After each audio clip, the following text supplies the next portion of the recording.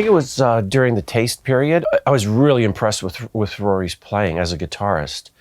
I mean, blues based, but he was in a lot of ways a great rock guitarist. He had so much energy in his playing, and he wasn't the typical blues player. He had a style that was all his own, and it was a reflection of his soul, truly. And his vocals and his guitar playing together made for this really, really special thing that very, very few people have. Well, that was our first tour, so we were doing a lot of kind of sporadic dates. We had some club dates mixed in that we were headlining, small, bars. But we did some dates with some other bands that we really looked up to. Nazareth was one, and then Rory, playing with Rory was a real treat. It was in the fall of 1974. We did a cross-Canada tour, I think, with some dates in the States and the Northwest Coast and into Los Angeles. And, we're 20 years old.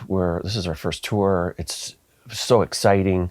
We didn't know our place, so we tried to stay in the background and be polite as possible and not be a bunch of dicks, basically. And right from the get-go, the whole band, but Rory especially, they were so hospitable and accommodating, and they let us do an encore if we happened to get an encore. And a lot of bands didn't do that with their opening acts in that time, and they were very approachable. So got to spend some time. I would watch Rory every night. We were the opening act on a 3-act show, so we were only on usually for about 20 minutes or half an hour or something. But I would watch his set and go back to the dressing room and just play, just because I was so inspired by watching him play. Like, the guy, honest to God, his soul was just amazing. And to see him close his eyes and just get lost in his playing was truly, truly remarkable. But in '82, Rory opened for us. We did moving pictures and things were really, going gangbusters for us. There was an offer of Rory to open for a tour, and we were absolutely all over it. And we ended up doing about 3 months together in that period in '82. And that's when I really got to know him. And we spent a lot of time together, free time on a day off. He would come by and we would sit and talk for hours, and maybe drink a little bit too much and whatever else. But this was a pattern, and we played, and there was so much respect for them, and we returned the favor. We made sure that they got everything that they ever needed on any show, complete freedom to do whatever they wanted. We were so honored to have them out with us. And he and I talked about all kinds of things, politics and family, and he being from Ireland and the divisions and sectarian divisions in Ireland, and my ancestors coming from the former Yugoslavia and the same sort of issues there.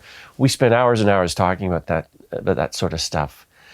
He bought me a copy of Flann O'Brien's The Third Policeman, and I was really touched by that he would think to do that. And he said, you've got to read it. He's a great satirist, and his books are great, and it really gives you an eye for that Irish humor and where it comes from.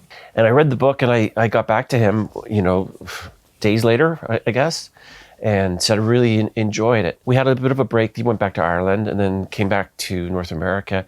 He bought me the whole series and gave me the whole series of books. He said, if you like that one so much, read these. You'll love them as well. That was the kind of guy he was. It wasn't just about the music and the band and his guitar and all of that stuff.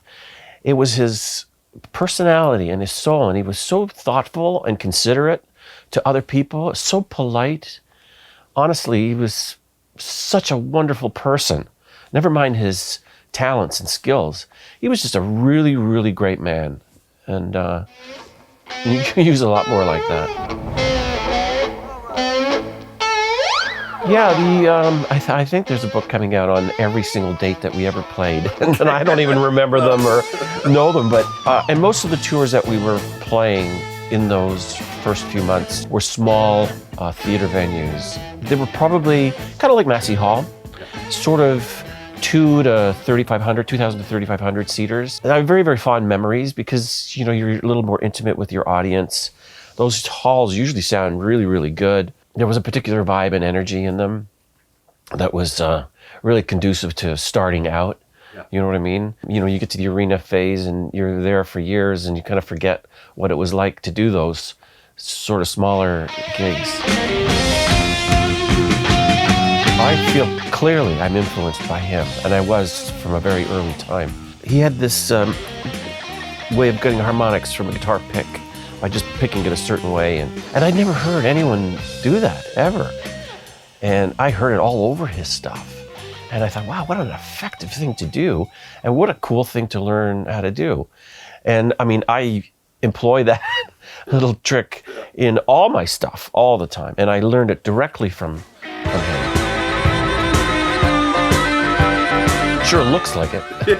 That guitar's pretty beaten up. I can't remember if he had any other instruments that he played, any other guitars that he played on tour. You know, there's a whole history for that 61 Strat. And he originally ordered an orange one, or a red one, I think, and that Sunburst one was the one that ended up coming, and that was his first guitar. Did he have a love affair with that guitar? I'm guessing probably. Most of us do, who have one particular instrument that we're very close to.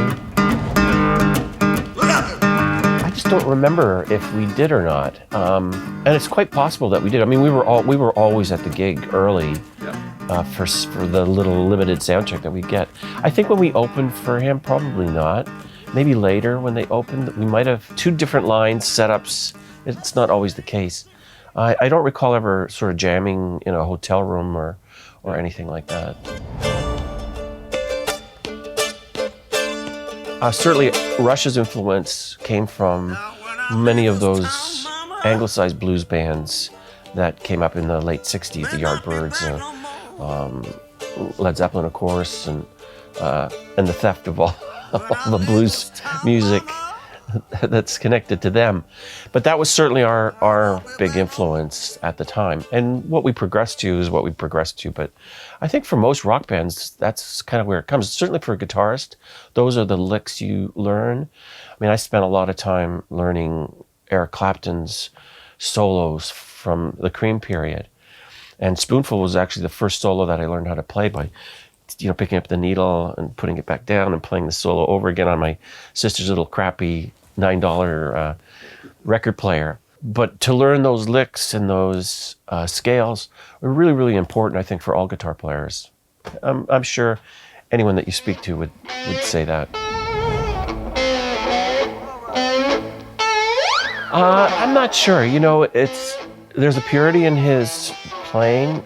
You know, people talk about his guitar playing all the time, but as a vocalist, he was spectacular. And I hear so much of Phil Lynott in Rory's vocals, and he was a big influence on all those Irish bands. I mean, you cite him, like every member in the band cites him as a huge influence, and certainly when they saw Rory play, they were pretty young and very impressionable, so I could see that he would have a huge impact. I mean, because really, in the early 70s, he was regarded as one of the greatest guitar players around. Many comparisons to Hendrix. Even Hendrix said, you know, when he was asked who's the greatest guitar player in the world, he said, I don't know, go ask Rory Gallagher. So that was the kind of reputation that he had, although he was completely humble. He would never, ever acknowledge that. As a vocalist and as that guitar player, it just speaks of the kind of talent that resided in that little man, you know? And coupled with his amazing character, what a package he was as a human being. No, I haven't. You know, we were in Dublin once. We only played Dublin once. I'd never made it there. And I remember hearing about his death and just being shocked by it. And so I regretted not going for his funeral or for the wake that I'm sure they had. But there was probably lots of company for his going away party. You know, I'm doing a lot of session stuff. When I say session, I've been guesting on other people's records. I just finished a thing with Jeff Berlin. It's a Jack Bruce, actually, and Jack played with Rory. It's a Jack Bruce tribute album, and the thing that I did was a Cream medley, and that was really, really a lot of fun, revisiting that stuff. And it made me think, and at the same time I was thinking about Rory and all of this other stuff, and kind of getting a little nostalgic.